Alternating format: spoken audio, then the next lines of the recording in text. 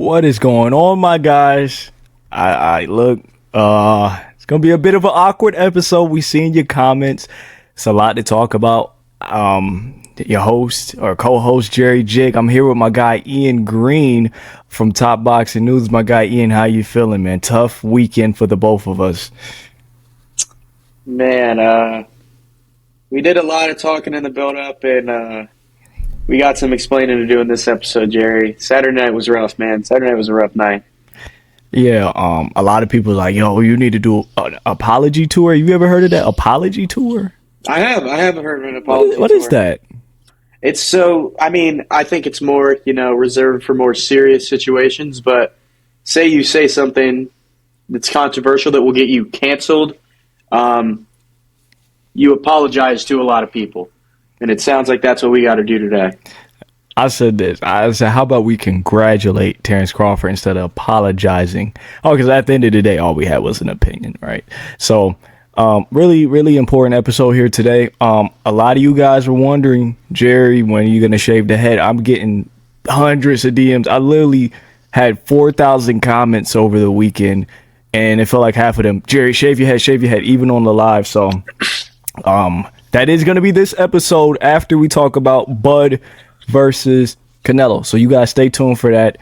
And then I'll post it on TikTok like Saturday. So if you guys do want to see me shave my head, stay tuned for this episode. But without further ado, I do want to talk about the good old undisputed super middleweight bout. Terrence Crawford, Canelo Alvarez. What went wrong, man? God, Ian, we got it so wrong, man. It does not even feel real to say Terrence Crawford is the undisputed super middleweight champion of the world. That does not even sound right to me. Okay, what we got wrong was, I think, listen, this episode might sound like I'm discrediting Crawford a little, and I'm not trying to do that. I'm just trying to speak my honest truth, my honest opinion. I think we overestimated Canelo. I think neither of us realized how past it he was, and I think we saw how past it he was on Saturday. Before I go into my stuff about Canelo, I would just firstly start the apology tour off with a big congratulations to Terrence Crawford. No matter what version of Canelo he fought, he moved up 2 weight classes, really 3 weight classes to super middleweight, and he did it. He did what most, including us, thought he would not do. He, no matter what version of Canelo he fought, you can't discredit him because he took the punches from Canelo. Canelo landed clean a couple times. He landed some big shots. Terrence Crawford ate him. Terrence Crawford stood in there and traded with him and got the better of him. So I'll get into, how I feel about Canelo and where he's at later, but I just like to, first give my credit to Terrence Crawford, a great fighter. Just a splendid fighter. Excellent. One of the greatest. We'll talk about where we put him all the time sometime later in this episode. First, Ian, choice of drink for today, man. I'm going with the cherry wine, Carolina Classic. Celsius Peach Vibe. I want to get sponsored by Celsius. Yeah. Peach Vibe is the best flavor. I discovered it a couple months ago, and oh my God, this thing's great. I think I'm more of a... They have orange, right? I want to say they have orange. Yeah, I'm sure they do. They have everything. Yeah, they have an orange. Yeah, they do. I want to say I'm more of an orange guy. They have like a tropical berry I really like, but today I'm going with the cherry wine. And Ian's never had this. I really think this is a Carolina drink, but back to the fight. Like Ian said, we got to be honest. I got to tell you guys the writing on the wall, and it's going to sound like we're discrediting Crawford. But we got to be honest, whether you guys like it or not. It was my assessment of the fight. I do believe I did overestimate Canelo Alvarez, and maybe I underestimated Terrence Crawford because maybe as bad as Canelo looked, a part of that was Terrence Crawford in making Canelo look as bad as he looked on Saturday night or Sunday morning. That event started so late, man. Too late. Way too late. Too late. Oh, man, but where do I start, man? Canelo Alvarez started a bit slower than I wanted him to. Activity and the urgency was not there early on. I got people saying, Jerry, I had Bud win in the first 5, and I don't think he did, but that shouldn't even be something we should be saying, So no urgency, no activity early on. He kind of let Bud cruise. I think Canelo, I'm not gonna say he tries to be too cool, but he's really nonchalant early in those fights. He's really laxed. So he is. He did, like, you can tell when say Crawford overcommits and misses a shot, Canelo will slip it and then just kind of da-da-da-da-da. Like, it's like Canelo doesn't know he's allowed to counterpunch until, like, the third or fourth round. I agree. He's way too trying to be nonchalant and cool early in the fight. Yeah, he gave Crawford a lot of early rounds. Crawford started to turn up the heat a bit late in the fight. A lot of movement from Crawford, but still had moments where he sat there, exchanged.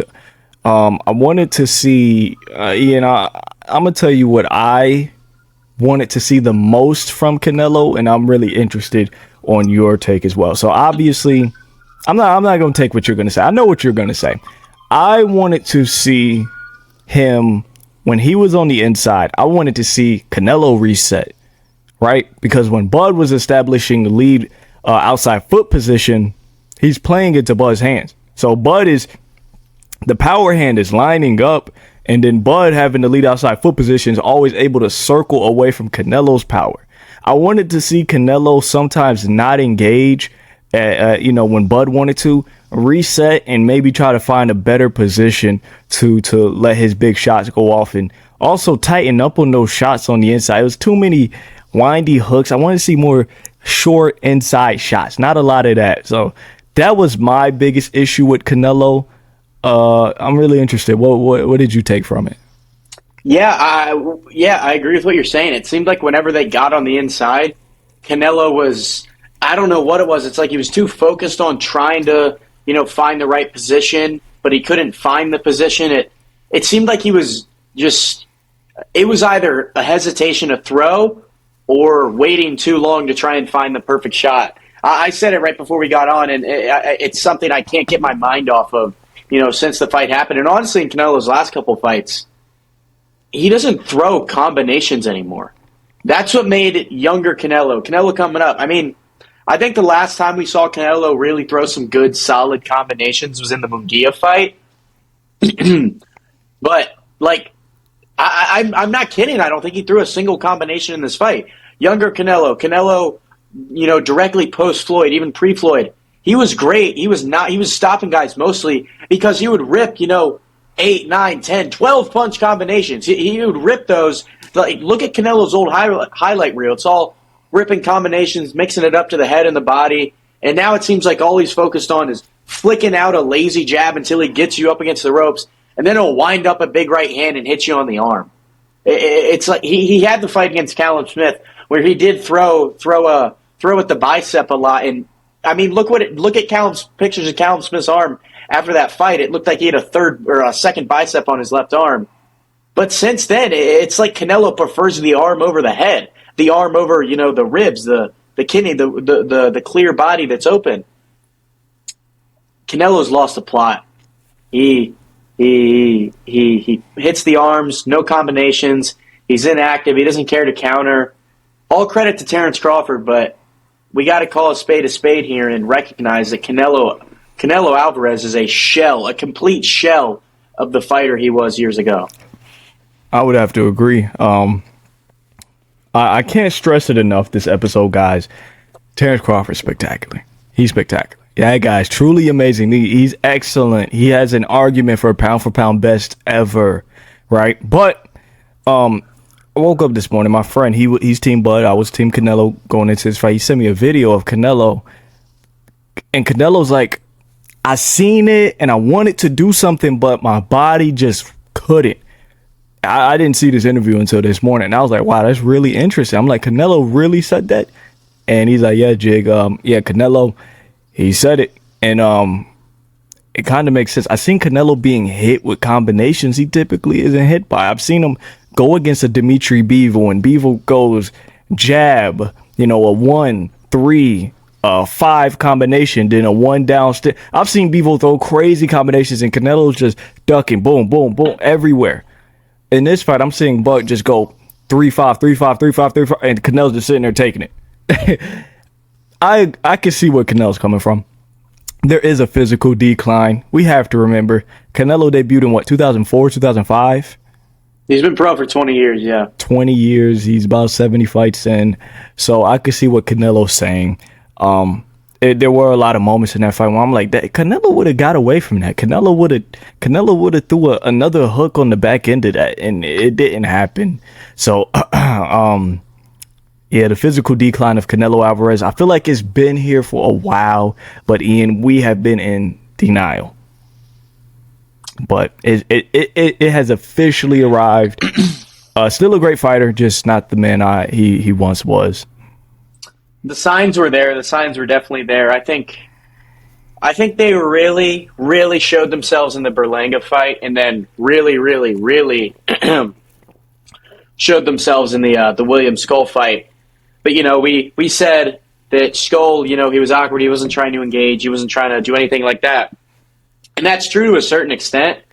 But what is also true to a certain extent is that a prime Canelo Alvarez will be able to cut off that ring a lot better and throw more combinations. It's just, like, Jerry, if we pulled up a clip of let's say, Canelo versus Triple G, if we pulled up a clip against Canelo versus Triple G, a fight in which many think he didn't even win, and we pull up what the fight that just happened, like, if you blurred out the fighter and, you just saw a shadow throwing all the shots and making all the movements, you would literally think it's a completely different fighter. Canelo has been a pro boxer 5 years longer than he's not been a pro boxer in his life. The guy's 35. He's been pro for 20 years. He turned pro at 15. You got to give him all the respect in the world, even though he lost tonight. He dared to be great, and I'm sure he had those, internal thoughts. He didn't just find out in this fight that his body isn't doing things that it was 5 years ago. He knew that, and he still took the fight. And I thought, after the press conference and the weigh-in, I was almost getting a little more confident in Canelo because, Jerry, I don't know if you agree. I thought he looked in the best shape he has in a very long time. I thought he looked in tremendous shape. Yeah, he looked beautiful, man, Canelo Alvarez looked beautiful. He looked slim. He looked like Golovkin too. He looked like Danny Jacobs. He had the black wife beater on, nice black slacks, black belt. He was up there doing his cha-cha. I was right there with him, Ian, all the way here in Charlotte. When Canelo was dancing, I was dancing. I said, "We're back, babe. One last dance." Because I feel like Canelo, it does get to a point, and maybe not the wear and tear of fights, but the wear and tear, just camps. When you're in camp after camp, I'm like, yo, this is the last good camp, Canelo. Let's do it one last time. Like, I feel like I'm on the team. Like, I'm there with Eddie Reynoso. So I'm like, one last camp. And, yeah, man. I feel like he knew, like you said, like he didn't just wake up, and I think he's been noticing it, but I believe he's like, okay, I can get one last camp in. I'm going to bring in Boost. I'm going to bring in Yo-Yo. I'm going to bring in my boy Darrell Valsaint. I'm really going to try to do this because he did look really good physically, but they asked him about what was the frustration in the ring? Why are you shaking your head? Why are you moping around? He's like, man, I can't move my body anymore. I literally cannot move my body. It's very sad to see from an all-time great. Very, very disappointing. But like you said, if you put them side by side, just shadows of Canelo against Golovkin, Canelo against Jacobs, Cotto, and the fighter he's become now, night and day. Night and day. Yeah, and another point I want to bring up is, before this fight, I had a sneaking suspicion that one of the greatest switch hitters ever, Terence Crawford, I had a feeling he wasn't going to switch it very much because Canelo, whether you like it or not, he heavily struggles against southpaws. He, even in the John Ryder fight, which was, how long ago was that? That was 23 May. 23, so 2 years ago, over 2 years ago. This is a Canelo pre-Jermel Charlo, pre-Jaime Munguia, where he was throwing combinations and looking really good. And don't get me wrong, he looked good in the John Ryder fight, but you noticed there weren't a lot of combinations. And I think we'll touch on Inaway later, but I think this falls true with Inaway. We saw him the next morning fight MJ Akmadaliev. He didn't look as good as he usually does, and I think the reason is partially because MJ is a southpaw. I think, these big hitters, Canelo, Inaway, but especially Canelo, he's not good against southpaws. he has no jab against southpaws. That was a big thing in this fight. I probably saw only a couple jabs that even landed from Canelo. It seems like he just tries to load up on the big right hand. He tries to throw that left hook to the body while Crawford is, trying to sneak out to his right. But man, I don't know. And yeah, you just said it, Jerry. He said he was shaking his head in there because his body just wasn't doing what it used to, and it's just sad to see such a great, lose in this big of a fight. All credit to Terence Crawford, but as a diehard Canelo fan myself, Canelo's the one that got me into boxing. I can't help but be devastated at this loss. All credit to Terence Crawford, but I'm devastated at this loss.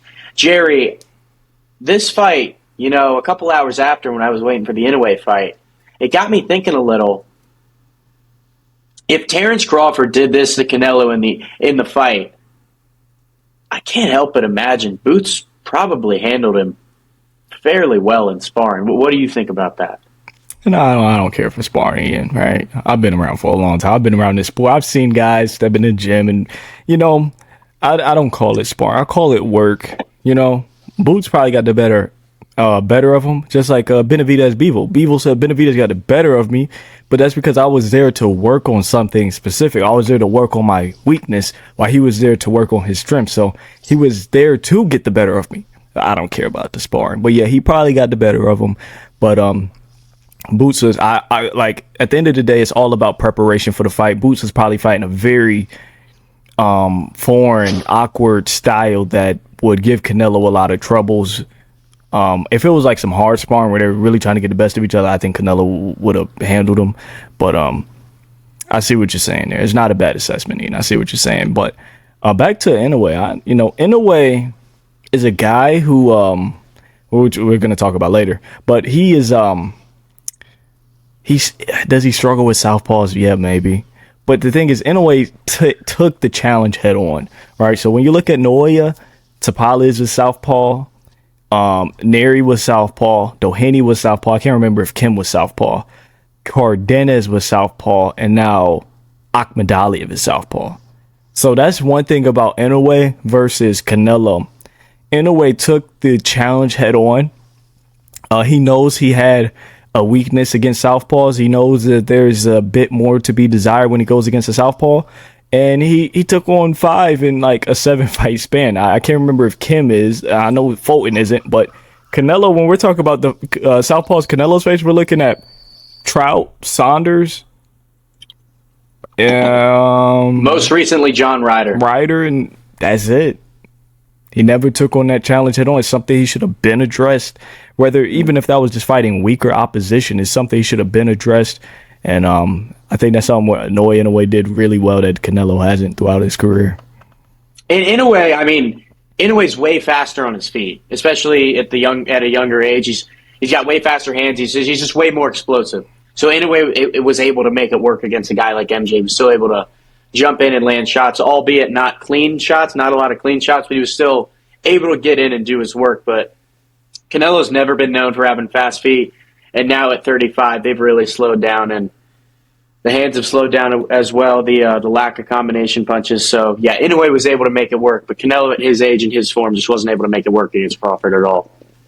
Yeah, man, I know we've kind of, I'm not going to say bashing Crawford, but we've kind of been saying Canelo this, Canelo that. Let's talk about Terence Crawford, the excellency that was displayed on Sunday, Saturday, whenever. Terence Crawford would really jumped out to me. Man, he did so much well, Ian. You got to help me here. Like, he took the power well. If I had to choose one thing, he moved extremely well. He moved really well. I'm interested. What do you think Bud did the best on that night?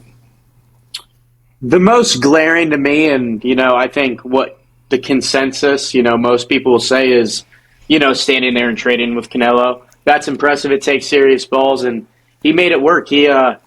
I think he noticed that Canelo doesn't really throw a whole lot of combos anymore. When was the last time Canelo's really been challenged on the inside? It definitely wasn't in his last fight. Berlanga couldn't really pose much of a threat on the inside either. So I think Crawford, I kept hearing before the fight that a guy said, "Oh, Crawford's got to step to him. He's got to get that respect." And I never really bought into that because just of the size difference. I thought, he's coming up 2 weight classes. He doesn't stand a chance if he steps in there. And he proved me completely wrong. He did step on the inside, and he got the better of the exchanges on the inside. He got the better of pretty much all of them. So I would say the fighting on the inside and the just stepping to Canelo is the most glaring one. But an underrated one that I'd like to say, I think, is the lateral movement he had. He did a great job. He got caught on the ropes a couple times, but again, like we said, Canelo wouldn't really do much when he had Crawford on the ropes, and the Canelo and he's made it seem that that's due to his body slowing down. But Crawford did a really good job at not letting Canelo cut off the ring and not letting Canelo back him up to those corners and get him where he wants to be. I think the I'll say the best part of Crawford's game was standing on the inside, but a really underrated one that many might not point out is the lateral movement. He did a great job at not letting Canelo set his feet and not letting him get in the positions he wanted to be in. Yeah, I think that's the biggest thing with Canelo. When you're allowing him to set and fire, you're allowing him to be at full potential, full power, full strength. So the lateral movement forced him to reset. Canelo can't punch well while moving like a Inaway, like a Bivol, like a Bud, even a Usyk. So Canelo really has to be planted. His base has to be really firm to really fire well. So yeah, I think we really, but it was a equation for everything that night being just not perfect but excellent. But I don't think we were wrong, Ian. I don't think our predictions were wrong, right? I think everything we said was justified, but there was a lot of questions to be answered, and Terence Crawford answered them. It was a lot of things I was unsure about. I was uncomfortable making Crawford my official pick just because of how many things I was unsure about. I didn't know how his speed, power, gas tank, foot. I didn't know how he was going to be at 168. He showed us that he could operate pretty well at an efficient rate. So, like I said, I don't think we were wrong. My biggest thing was Canelo's power versus his power. Can he take Canelo's best shot, and can he give Canelo some of his best shots and have Canelo respect him? And he said, yeah, I can for sure. And yeah, I agree. I don't think, I think we had a lot of fair points in our assessment.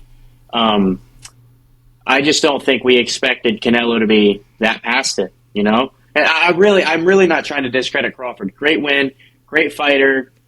In my opinion, that win puts him top 5 all time. I mean, you can't really argue it. Undefeated, first three-weight undisputed champion of the 4-belt era. But what is it, 5-division champion? Yeah. I mean, the stats speak for themselves, 42-0.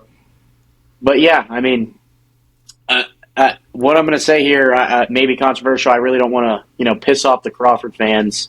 But Jerry, we said it before the podcast started. I think our prediction would have, came true if Crawford fought the Canelo that fought Callum Smith in 2021. Sue me. That's what I believe. Jerry, give me your thoughts on that. I just think, I will preface again, Terence Crawford, great win, great fighter, but I do believe our predictions would have been true if he fought a Canelo from 5 years ago. Given that is probably an irrelevant topic now, I would just, try and defend us as much as we can here, Yeah, I'd have to agree, right? I think we underestimated or overestimated Canelo's ability. I think, like I said, the writing was on the wall, but I was like, one more camp, we could do it. Just one last time. Just put your all into this camp.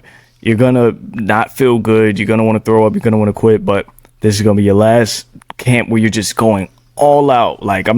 I said it before in maybe one podcast episodes, but I'm like, Munguia, Berlanga, Skull, you just make weight and just go in there and fight. You really don't do much. You make weight and fight. I'm like, but this Bud fight, this is going to be your last legitimate camp. And then I think after that, I think Canelo would have been done with. But I really want to talk about what's next for these two. Personally, if it was up to me, I would ask Saul Alvarez to retire. He could have retired in 2021. It's still been top 10 all time. He hasn't really done much since then. But I would personally want Canelo to retire. I know that's not going to happen. He still has 2 fights left on his deal. I would really look into fighting Chris Eubank in March or April of next year in the UK. I know he's very interested in fighting in the UK. He's never fought outside of North America until he fought in Saudi in May. So Eubank would be the first on the list, and he has another fight later next year. Who could be Shiraz? Who could be? I don't really want to see a Crawford rematch, and I think you can agree on that. Yeah. Bivol Benavidez doesn't interest me much. If he wanted to try his luck in his last potential fight, maybe. But Eubank, I feel like is a lock. Yeah, I think Eubank is a smart option, given Canelo wants to fight in the UK. And I think after after watching Saturday night, I don't know if I'd back Canelo to beat Shiraz. Shiraz is what, 6'1"? He's long. 6'3". Oh my God. Gotta be. Canelo can chop down a tree, but at this age, I don't know if I'd back him to win that one. You know what, Jerry? Let's do this. I'm going to pull up the Ring Magazine super middleweight rankings, and let's go down like the top 5, and let's see if we think this version of Canelo can get past him. We could do Canelo and Crawford if you want. Yeah, we'll do both. Yeah, because Terrence Crawford, you're a super middleweight now. You jumped up. You beat the guy. It's a huge response. With great power comes great responsibility, and so you got mandatories. You got to get to them. We're back. Terrence Crawford's obviously the champion. Canelo's number 1. The ones behind him, the 5 would be at 1, Iglesias, 2, Mbili, 3, Lester Martinez, 4, Pacheco, 5, Resendiz. So 1 was Iglesias? I think both of those guys lose to Iglesias. I'm sorry. I agree. Iglesias is a monster. Iglesias is a legit monster. I'd back Iglesias against both of them. I'd back him to stop Crawford, honestly. Yeah, he might. Yeah, okay. I'm going to leave it at that. He'll beat them both. He'll beat them both and more than likely stop Crawford. The second guy was Mr. Christian Mbili, who also fought on Saturday. I always was like, Mbili, that motor, that explosiveness, that athleticism and power. Now, his gas tank's a bit questionable. I don't know about his gas tank, but I was like, that's going to be kind of hard for Canelo to deal with at this point. Like, that guy is if you ever watch Looney Tunes, just a Tasmanian devil. That guy's a pit bull of a fighter. I think Canelo should be able to handle him. Crawford, not so much. Yeah, and it's tough with Canelo now because you really don't know what version of him you're getting when he steps into the ring. The Canelo that fought Munguia and the Canelo that fought Berlanga, I believe, would beat Christian Mbili. If it got made and I had to put money on somebody, I would put my money on I would throw my money down on Canelo, but not confidently. I think that one's 55-45 in favor of Canelo, and against Crawford, I'm backing him Billy. I don't know if I'd say stoppage, but yeah, I'd back him Billy to beat Crawford. The number 3 guy would be Lester Martinez. I would believe both guys could handle Lester Martinez. I agree. Him and Crawford spar together a lot. Yeah, exactly. I think both guys. Yeah. That was his primary partner, wasn't it? I believe so. Yeah, I think both guys would. I think both guys would get a decision over Martinez. And then our number 4 is Diego Pacheco, in which I know Canelo beats Pacheco, but also should be able to pull it off too as well. Pacheco's stock has dropped a little for me in recent times. I'd back both guys to beat him, probably by decision.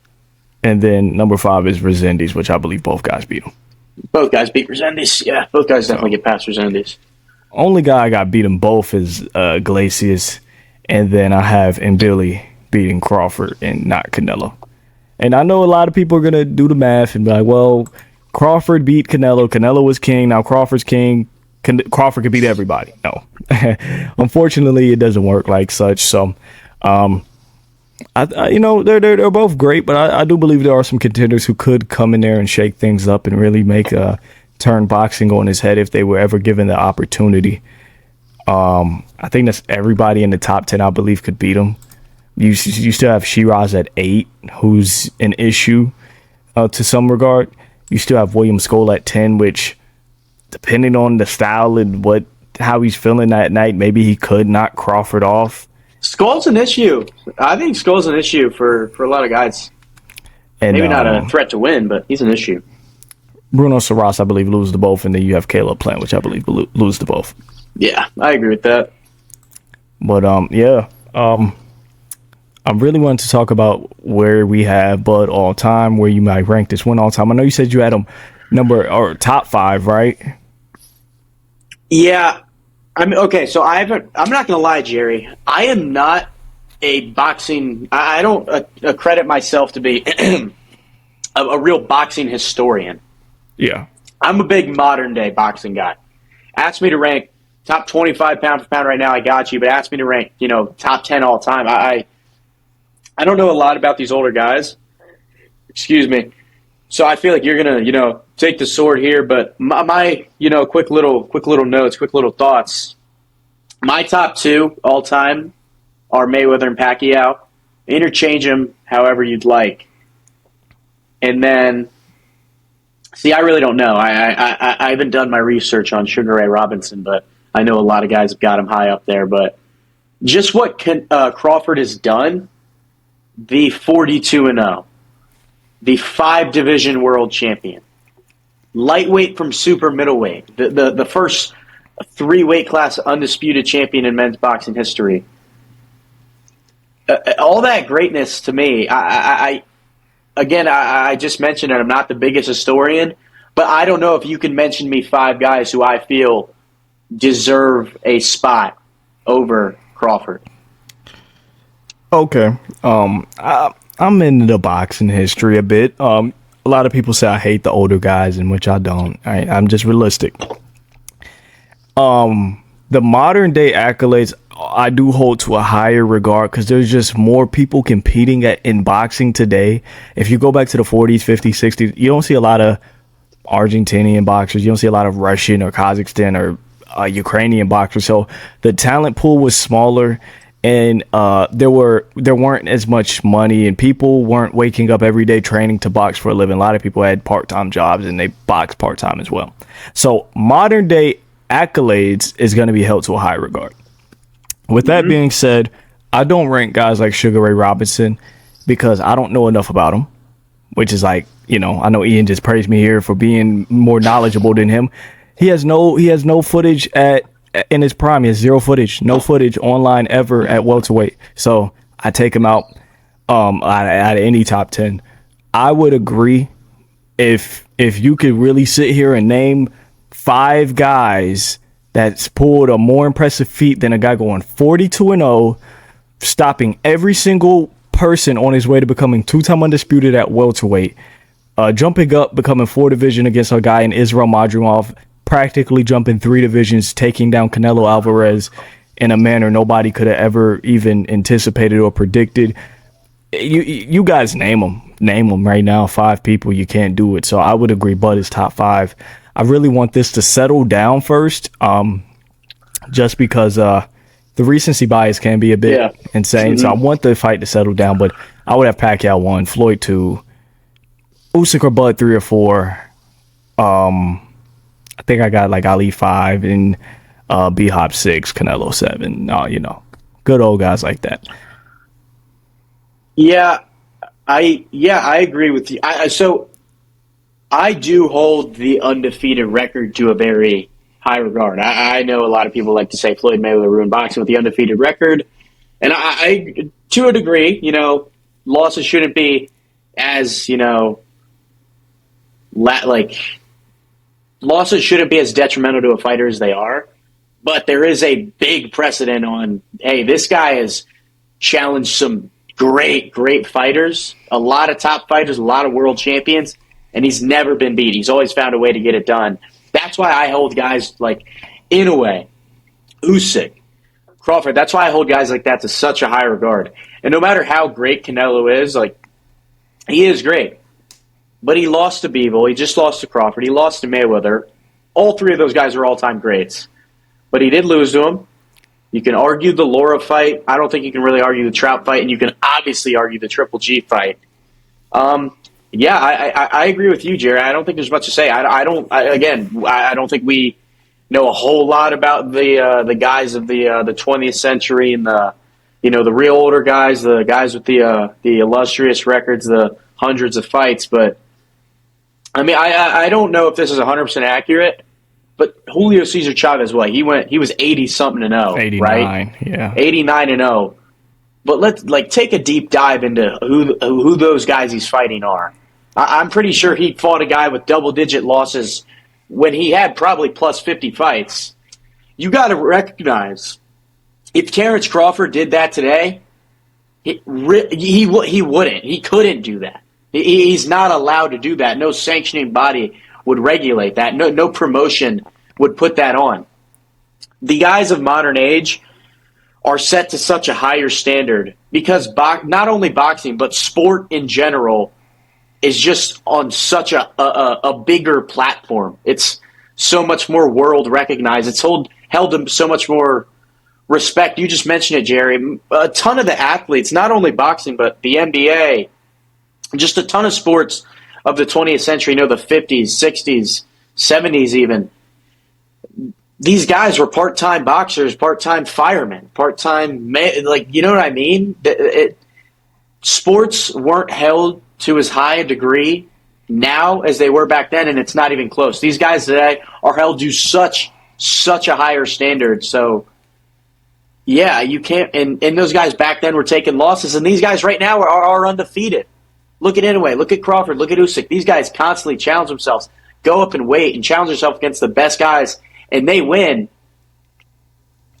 The guys in the 20th century, the 50s, 60s, 70s, they just weren't doing stuff like that, Yeah, I'd have to agree. I don't put a big emphasis on the O, but what's behind it. All right, so when I say that, I'm saying what led up to the O being there in the first place. When you look at Sugar Ray Robinson, who is 91-0, Julio Cesar Chavez, I believe 89-0.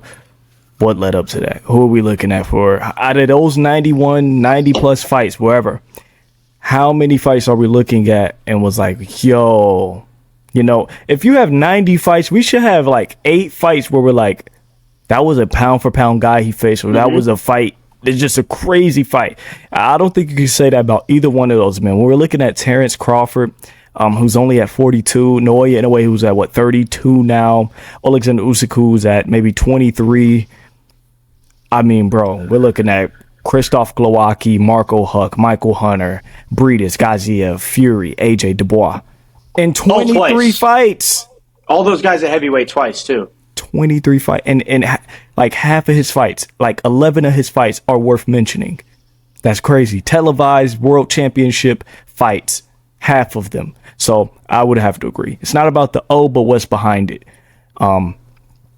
Like it's not the make or break for a fighter being great, because Joe Calzaghe's undefeated, but I wouldn't have him over Canelo. Ian, if you had any sense, I feel like you would have him under Canelo as well.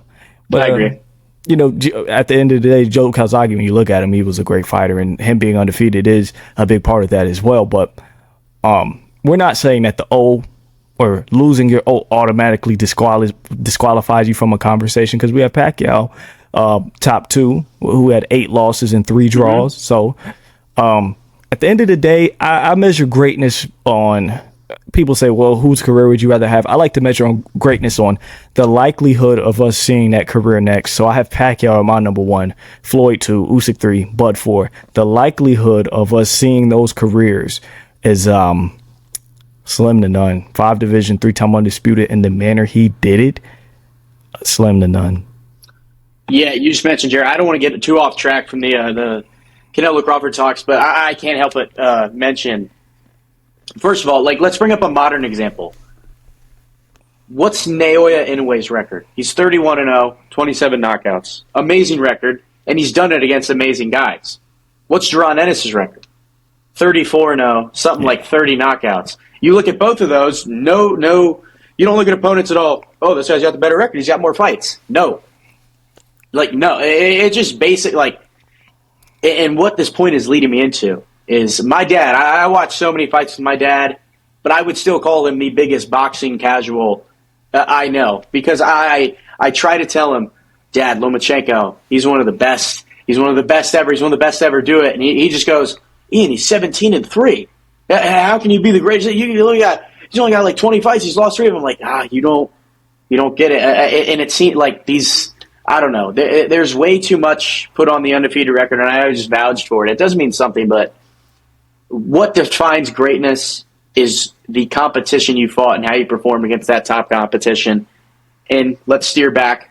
Terence Crawford, undefeated, knocked out everyone he fought at welterweight, and had his best performance against his best competition at welterweight in Errol Spence Jr. Moves up, fights the undefeated Israel Madrimov, who's a very, very tricky fighter, and then moves up 2 more weight classes to fight Canelo, and he beats him convincingly. There's no argument Terence Crawford is a top 5 fighter of all time. I don't think you can argue it, and I think Canelo's not far behind him. Yeah, man. We talked about it a bit on live. I really want to hear your take on this, but I believe Accolades is better than resume, right? Obviously, you got to have a bit of you got to couple both together to be a top 10, top 5 fighter ever. But if Canelo doesn't beat Skull to become undisputed again, and he just fights Bud for unification, just a unified fight, we look at the fight a bit differently. And the only thing that changes is that there's a title missing. You get what I'm saying? Mm-hmm. So, like I said, it's a really interesting topic here. Do you believe Accolades goes over names? It is a very interesting and complicated topic. You're right. I mean, so are you arguing that Canelo beat Skull? That didn't really. I mean, what are you arguing there? Are you arguing that the undisputed meant more than it should have? I'm arguing that. No, that's not my argument. My argument is that simply, I don't know if Bud is top 5 if this fight wasn't for undisputed. Yeah. I don't think Bud joins the top 20 if Errol Spence wasn't for undisputed. If Errol Spence was a regular unification bout, it'd be impressive, right? It's still Errol Spence in the way he did it, but I don't think it would catapult him into the top 20 when a lot of guys wouldn't have him top 30 at that point. Yeah, I think they go hand in hand because, like, if you see a guy accomplish, undisputed in 3 weight classes like Terence Crawford did, you have to, in turn, assume that he has fought great competition to achieve that. When a guy like, I don't know, you could conquer 5 divisions and only be like, you could be. Let's look at Terence Crawford's scenario. The 2 greatest accolades are 5-division world champion and 3-weight undisputed. Yeah. If I could pick one of those, I'd pick the 3-weight undisputed because that means I fought the top competition in those 3 weight classes and I beat them. Yeah. 5-division, there could be 4 champions a weight class. I mean, let's really think here. Dennis Baranchek was a champion at 135. Don't do Baranchek like that. No disrespect to my man Dennis Baranchek, but I mean, I believe Abdullah Mason could have beat Dennis Baranchek in about his 3rd pro fight. I think when you're talking accolades compared to names, I think the accolades, prove the names and the names prove the accolades. But to get more into specifics, I think being undisputed in this modern 4-belt era is the best accolade a fighter could have to prove their greatness. Yeah, undisputed is the absolute. Guy goes undisputed. You can't really question him. Everybody likes to say, well, who did he fight? He's undisputed. Like, just shut up. He's undisputed. Because when there's 4 belts and they're all spread out, there's always an argument: is he really the best in this weight class? Is he? When you're undisputed, there's no argument. And like compared to the UFC has that 1 belt model. You know who's the best in the weight class when someone holds that 1 belt. And everyone complains about the 4 belts in boxing. I like it because it can stir up conversation. There can be 4 champions, and there can still be conversation as to who the best is. But now in this modern era with Turkey, the Saudis, Ring Magazine, all that. You're going to find out who the best is. You're going to find out. It's going to be revealed. And, yeah, touching back on your question, Jerry, I think a good name is better than being a world champion, but I think being an undisputed world champion is better than having a good name. That's my final synopsis on it. I think I disagree. I think being a world champion is better than having a good name. I got to be honest. How good's the name? How like let's put a name to face here, or face to the name. Let's see. If I was what's up? Go ahead. I don't really have anything. I'm kind of lost on this one. You go ahead. This one might be bad. If I was Ryan Garcia, I would rather beat Brian Norman right now than Devin Haney, just because it would make me world champion. And is that talking strictly a greatness standpoint? Yeah. Like today, in the climate of boxing, yes, beating Devin Haney would be like crazy and just breaking Twitter how the first fight kind of was, which was a no contest. But in 5-10 years from now, we're gonna, who is Ryan's first ever world title fight when he won the title? We're gonna go back to Brian Norman. No, I would agree with that. And I would agree with that because Brian Norman's a world champion, because Ryan already beat Devin Haney. And, I would agree with that. I would agree with that. But I think it varies between weight class. Let's try and think of another example. Let's see. Who are the champs at 135? Keyshawn was a champ. If I'm Abdullah Mason, I'd rather fight Sam Noakes than Keyshawn Davis for that. Right now? Yeah. Keyshawn for no WBO title versus Noakes for the WBO. I'd rather fight Noakes. I can agree because you don't know if Keyshawn Davis is going to be remembered in the history books, but that belt is always going to be. That belt is a part of history. No matter who has it, no matter who you fought it for, you have the belt. But like Keyshawn Davis can be a name today and be a nobody tomorrow. The WBO belt is going to be a belt today, a belt tomorrow, a belt in 5 years, a belt in 10 years. So I agree with you where the belts matter more than the fighter. I do agree. Even if I was Crawford, I'd rather move down and fight Lara for the 6th division than move up and fight a guy in David Morrell. And I think we can agree Morrell's the more impressive feat, but it doesn't make him 6th division, any division. So I'd rather move down and fight Lara. What about, how about this hypothetical? Don't say better BF. Don't say better BF. That's what I was going to say. I was going to say that. I was going to say that too. And I was like, okay, but better BF is in the history books in his own right. So, yes, I'd rather move up and fight Artur. Yeah. Well, because Better BF's been an undisputed champion at the time too. And, I think if Crawford moves up and beats Better BF, he's the greatest fighter of all time. I don't think there's really a big argument there. Yeah. I would agree that the general consensus belts over fighter, and sometimes there can be an asterisk depending on who the fighter is, but the belts last forever. Sometimes the fighters don't last forever. Yeah, and one last thing before we get over to Naoya and Akmadaliev is Crawford and what's next. There's a guy that I've been high on for a long time. He's making an announcement next week. Only time will tell. Janibek Alimhanila. I think he knocks Crawford out. I know I've been doubting Crawford all up into the build-up of this fight. I've been telling you guys, Janibek beats Canelo and Bud. I have hundreds of videos saying that. Janibek Alimhanila beats Canelo. This is before he even... I started saying this probably around the Charlo time when he fought Charlo. And I always thought he beat Bud. But Ian, how you feel about what's next for Crawford? Do you want to see Janibek? How do you think Janibek and Crawford goes? I think that would be a stupid decision from Terence Crawford, just because of the fact that, like, if you're going to want to go to middleweight and just have that 6-weight champion title, go fight Laura, or even go fight Carlos Adames. Don't fight Janibek. But Jerry, I'm with you. I'm a huge Janibek fan. And, I'd like to toot my own horn here.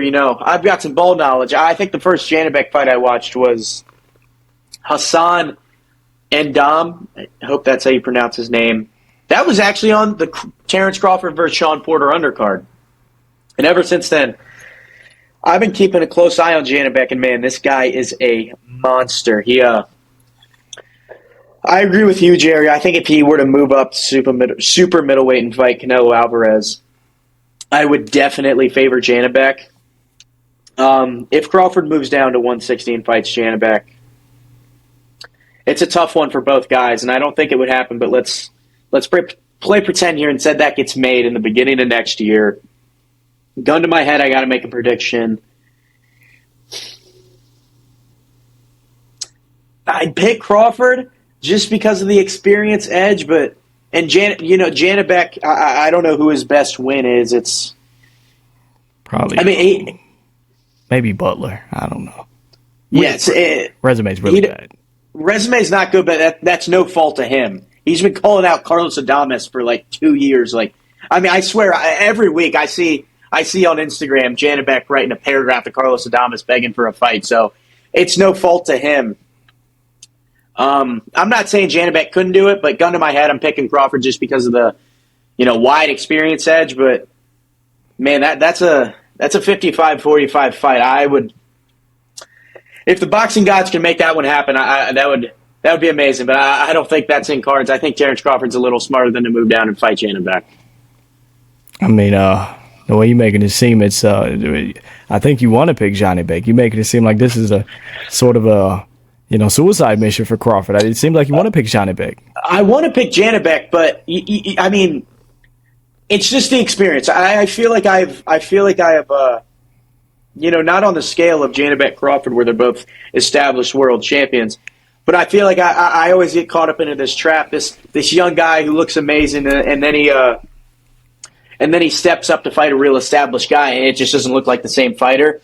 And I'm not saying Janibek can't step up and take on Crawford, but again, just gun to my head, I'm picking Crawford because of the experience. But I'm not going to lie, I do want to pick Janibek. If there was no money on the line and I had my friends over and none of them knew who Janibek was, and they all know who Crawford was, I'm telling them Janibek's the best thing since sliced bread, and I'm picking him. But if I got to put $1,000 on either guy, I'm picking Crawford. Yeah, man. See, but here's the thing. You're a bit of a casual because the first Janibek fight I watched was when he was still at 175, man. He fought. I didn't even know that. You didn't know he fought at 175? He's a big guy. He's bigger than Bivol. Have you seen him in Bivol? What? He's bigger than Bivol. Hey, there's a photo of him and Usyk, and bro, he's not like Usyk size, but like there's a bit of relativity there. You're like, yo, Janibek's walking around. It's probably about 195, 200 pounds, probably. He is a big dude. He had to call off a fight in the summer of 24 because he got hospitalized trying to make weight. So, and there's been talks of him moving up to super middleweight. So yeah, he is a big dude. You're right about that. Yeah. But yeah, I'd favor Janibek, but that's all we have for the Canelo Crawford. Unless Ian, you wanted to throw anything else in there. Great win for Crawford. Sad to see Canelo go out like that, but that's all I got. Just great event nonetheless. Just glad both guys could get that payday before they leave the sport. Glad both guys are healthy, man. I'm glad both guys are able to walk away. And I seen Crawford give his belts back, or Canelo's belts back personally, which takes a really strong man to do so. I seen him have a great exchange with Canelo's daughter, Canelo's wife. Really respectful between both men. But like I promised. Oh, Jerry, one more real quick. I don't know if you saw this. Canelo in the post-fight press conference, he said, and I quote, I don't want to misquote, but I'm pretty sure, I know he said this. I think he said exactly, Terence Crawford is way better than Floyd Mayweather. Yeah, he did. How do you feel about that? Interesting. I might do a whole video on that. That might be a long... He's not. All right, let's get that out the way. He's not way better than Floyd Mayweather. I think Canelo, being the fighter and the man he is, has more respect and he's more impressed in the way that Terence Crawford beat him, right? Canelo was always, let's box, let's make it a fight, let's stand here, let's throw some punches at each other, right? Let's not move a lot. And the way Crawford brought it to him, I think Canelo has way more respect. And I think Floyd had the better performance, don't get me wrong. Like, he basically 11-1, 12-0 Canelo, but I think Canelo seen something that hasn't been done in a long time to him, if not ever. A guy brought it to him, center in the ring, let's go. Boom, boom, boom, boom, lean back, boom, boom, boom, on top of the lateral movement, on top of the amount of power he had, on top of the speed. Oh man, Terence Crawford is he brought another level of boxing that Canelo Alvarez might not have faced quite yet in his career, and I think he has a insane amount of respect for that. And I think that's why he believes Crawford is better. But obviously, I don't think Crawford's way better than Floyd Mayweather. Yeah, it's a good take on that. I guess he probably does have more respect for Crawford, beating him at his own game. Yeah, I agree with that. But Yep, like I promised you guys, we'll play the clip right here. I said I would shave my head on the podcast. I couldn't do it live, but I do have the video, so you guys can see that. We'll play that right now, and then we'll get straight into the Inaway fight. My editors put it in there somewhere.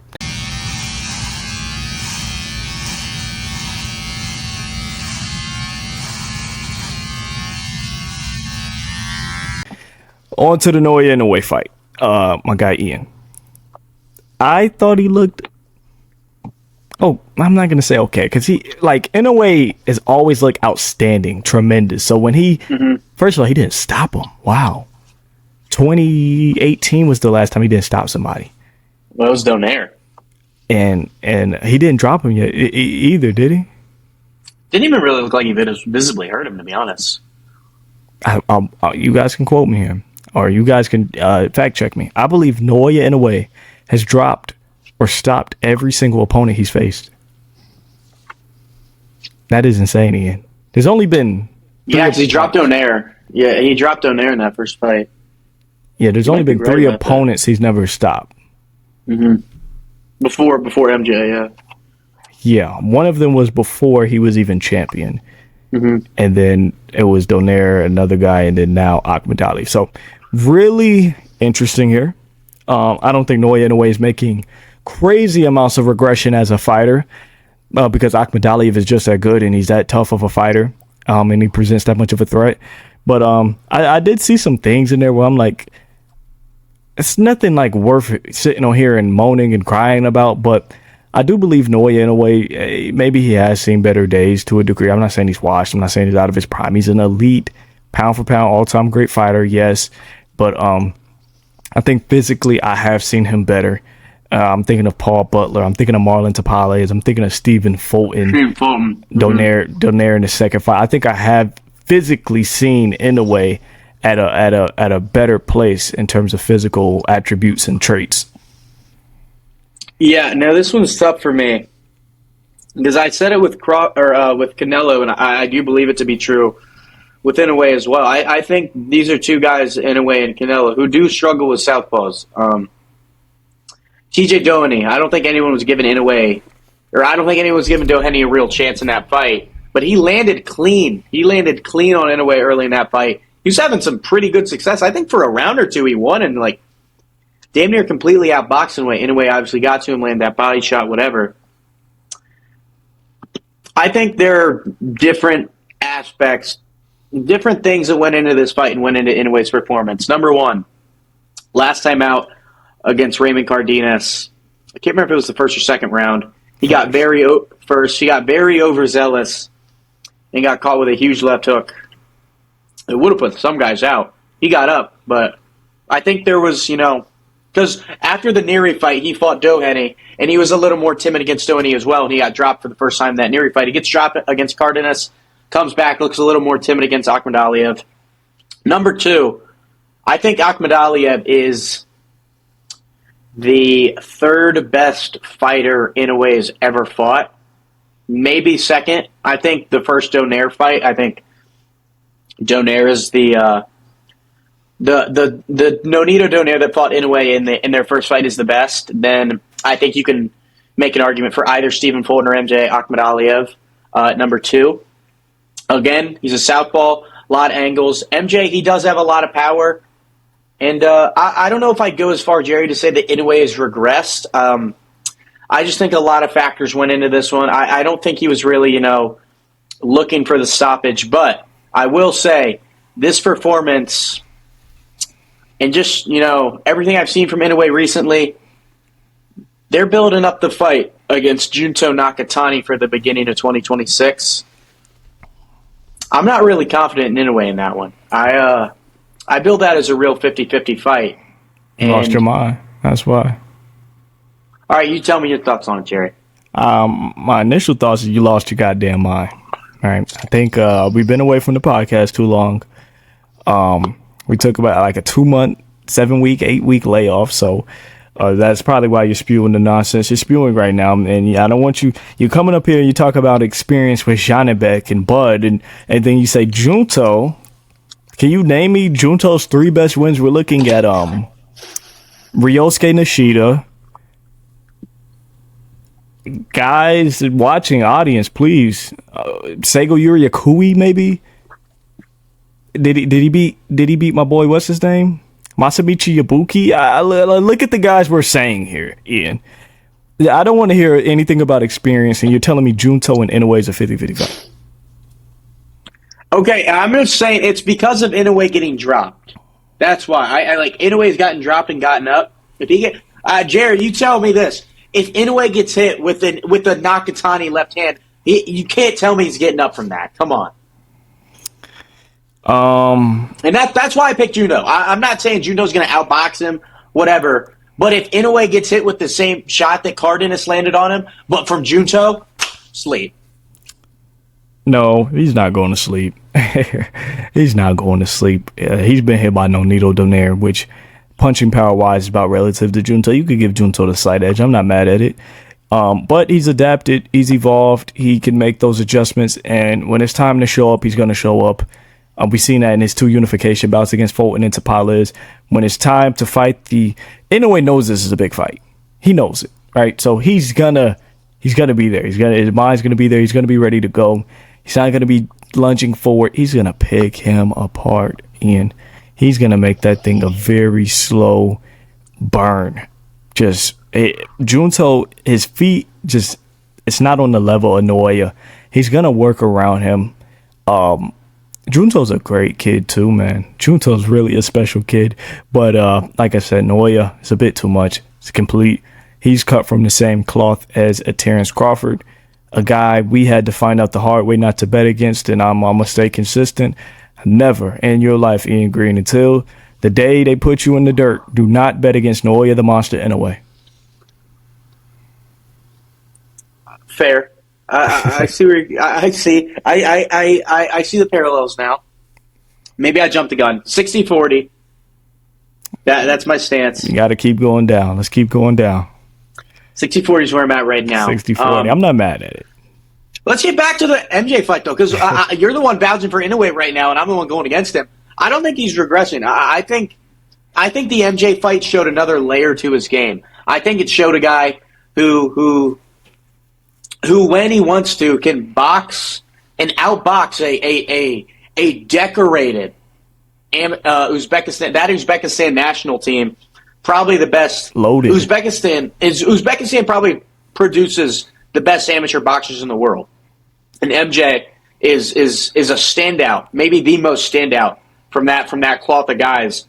And he's looked great in the pros. Only had that one loss to Tapales. Didn't look like he was 100% in that fight. Comes back. I think every fight since the Tapales fight, he had 3 knockout wins. Comes into here. Eddie Hearn's been saying Inaway is ducking Akmadaliev for the last 2 years, and Inaway doesn't go in and stop him like he does everybody else.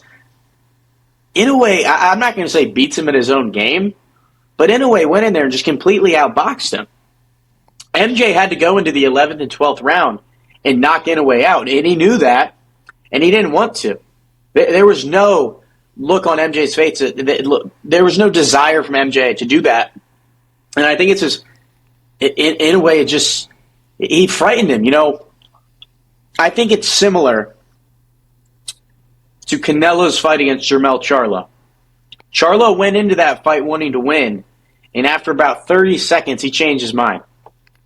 And I don't think MJ changed his mind after 30 seconds, but I do think around that halfway point, MJ kind of resigned himself to losing a decision. I think there's a thing in the back of his mind where, hey, Inaway's been knocking out all these guys. He knocked out Stephen Fulton. He knocked out Nonito Donaire. If I go the distance with him, that's a statement in itself. And I think MJ thought if he really took a chance in that fight, he was going to get knocked out. And I think he knew that, and I think Inaway knew that. And I think it shows maturity in Inaway for not rushing to get a knockout, but staying at range, jumping in when he needed to, and getting out. And I don't as much buy into the fact that this was Inaway declining as much as I buy into the fact that it was just Inaway showing another layer to his game. Yeah, I really want to make the emphasis. I think there's a physical regression. even the Cardenas fight, which was really impressive. There were shots he was landing where I'm like, maybe Cardenas is really tough. Maybe he has a great chin and he's just taking these punches really well. But I'm like, Noya should be probably knocking this guy out spark cold. He never really properly like put him down in that fight. I don't want to sound like I'm hating here. Like, he did put Cardenas down, but he never really hit him with that one big flooring shot that just made Cardenas not want to get back up. He kind of just overwhelmed him with sheer volume, which makes him such one of the most versatile, devastating punchers the history of the sport has ever got to, witness. But like I said, I think there's a physical regression with Noya. Maybe I'm wrong. I want to see him get back in the ring. He got Dave Picasso in December. I want to ask you this, Ian. 4 times in 1 year. He's going to fight Kim. He's going to fight Cardenas. He's going to fight Tapales, and now Picasso. Does he get Fighter of the Year over Terence Crawford again for the second time?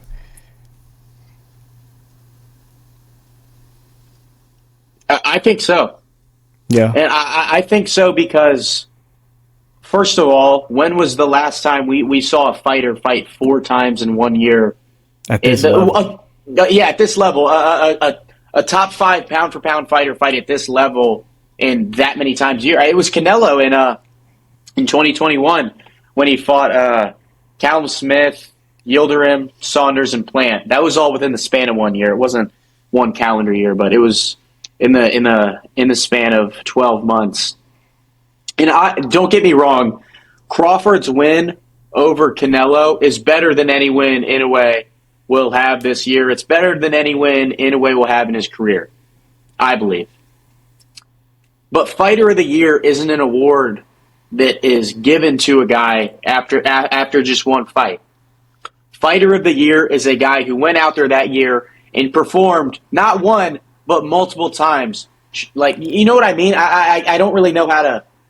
I might not be putting it into words, the best way, but in a way, MJ Akmadaliev was the consensus number 1 contender at 122. Cardenas, no. Kim, definitely not. And he's fighting Picasso in December. Let's say he stops Picasso, because I think that's a much more favorable matchup for Inaway to get a stoppage win. Let's say he stops Picasso in December. I don't think there's really much of an argument. Don't get me wrong. If there was an award for performance of the year or win of the year, that's Crawford's. You can't argue that. Nobody can eclipse that. Nobody can eclipse that. But Fighter of the Year is a guy who went in there and dominated not once, but multiple times a year. And Inaway doing it 4 times at the level he's at, it's his award. There's no argument there. There's no argument. There's no argument. Inaway's Fighter of the Year. Usyk, he had a great win against Dubois, but Usyk's fighting once a year. Crawford's fighting once a year, if that. Inaway has consistently been fighting 2, 3, 4 times a year for the last couple of years. He's been fighting good competition. Inaway doesn't get the credit he deserves, in my opinion. I think that's known by the knowledgeable boxing fan because he's at the lower weight classes. He's fighting world level competition, but the guys just aren't known. He's Fighter of the Year, and he deserves a lot more respect for what he's doing. What about Bam Rodriguez? Does he go over Crawford? For Fighter of the Year? Yeah. But he have 3 fights? About 3? Yeah, so he just fought Puma. Or not Puma. No, he's about to fight Puma, and he fought Cafu. It's 2 active champions. Yeah, Puma's good. Puma's good. Puma's good, and Cafu beat Tanaka. Cafu's really good too. Jerry, I value the multiple performances. Yeah, the activity, even on the pound for pound list. I would debatedly put Inaway over Usyk. Just be however great Alexander Usyk is, he fights once a year. I guess he fought twice. He's been more active recently, but nobody can match what Inaway's did. You see. Let's think of an example.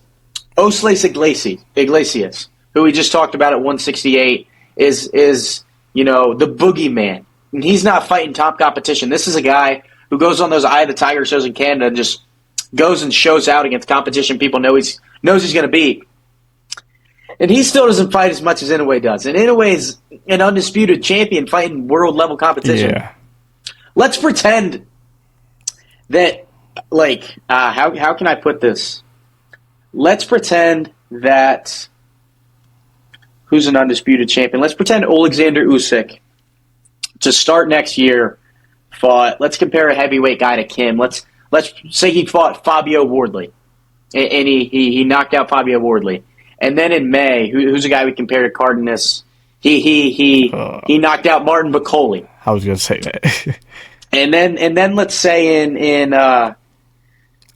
Joe Parker would be his Akmadaliev. And then let's say he dominated Joseph Parker to a decision. And then let's say in December he beat who's a guy? Let's say he beat Efe Ajagba.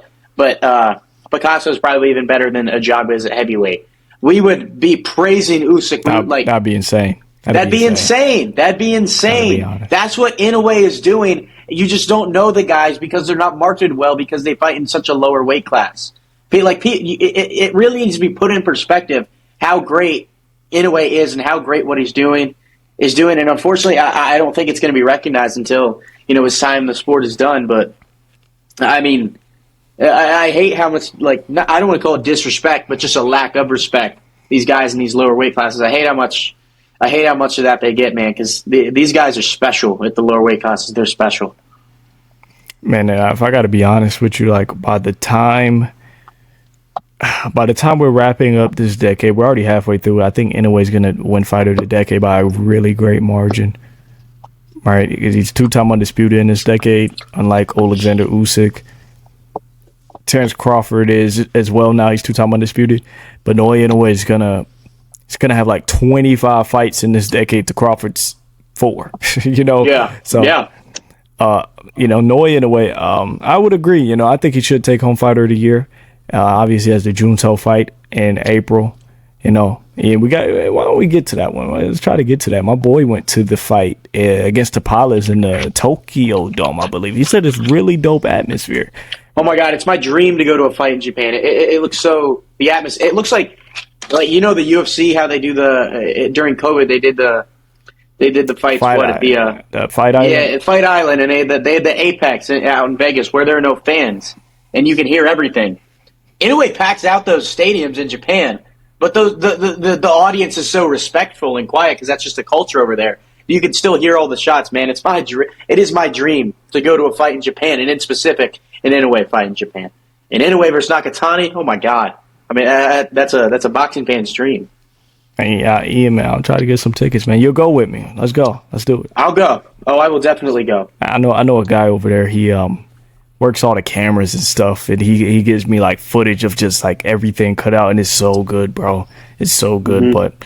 But anything else you want to touch on before we cut this episode off? Not that I can think of. Guys, we didn't go on an apology tour today, but we gave Crawford his credit where it was due. But again, no, I don't want to close on that. I'm not going to close on discrediting Crawford's win. I'm going to close on great win for Terrence Crawford. Jerry shaved his head. He's a man of his word, and we'll get the next big one right. We'll get the next big prediction right. Yeah, Jake knocking Tank the F out. That's the next prediction.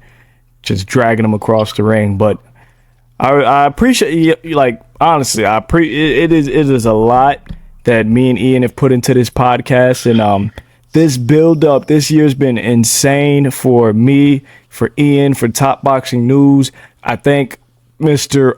Turkey Al Sheik, Netflix, Canelo, Bud, Bomac, Eddie Reynoso. This has been amazing. You guys have just supported me and Top Boxing News and Ian all the way throughout all of this, so we really do appreciate it. I just could not thank you guys enough. This was episode 9. Episode 10 we'll probably talk about like Dana White. I really don't like Dana, so maybe just an hour dragging Dana. Ian, how that sound? Man, I'm not a fan of Dana either. Did you see him get pressed at the press conference by Sean Zattel? Yeah. Man, nothing more. I mean, I loved that, man. It's great to see Dana White finally facing some real journalists out there. Yeah, so maybe episode 10. Maybe we do something dope for episode 10. It's the 10th episode, so maybe we do something dope. Maybe we just sit here and I just drag Dana for like 90 minutes. That sounds pretty dope to me. It's a little therapy session. Sounds like a good episode. Just a therapy session. Just to let off some steam because Canelo lost. Let's shift our anger somewhere else. Yeah. Yep. But once again, I'm your co-host, Mr. Jerry Jig, and my guy Ian Green of Top Boxing News. We hope to see you guys episode 10. You guys give us some ideas of what we could do. Appreciate all the love and support, you guys.